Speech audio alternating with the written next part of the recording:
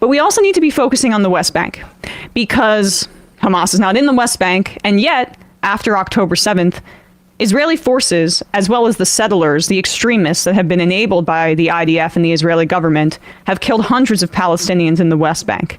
Before October 7th, the West Bank, there were already hundreds that were killed in the West Bank, with settlers taking a part in the killing. And it was one of the deadliest years in the West Bank, again, prior to October 7th. And we're still not fully, I think, we don't have all of the facts in the West because I don't really know what the Palestinian Authority is doing, frankly, over there.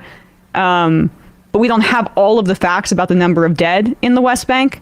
But basically, you know, the Israeli government has given a green light to settler violence and IDF violence against Palestinians in the West Bank, just in retaliation for Hamas's attack, even though these are clearly people that had nothing to do with it.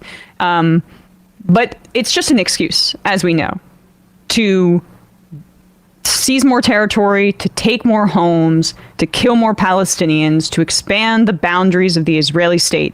And a lot of that is done, by the way, by the more than, or around, I would say, actually, 60% or 60,000 Americans, living in the West Bank.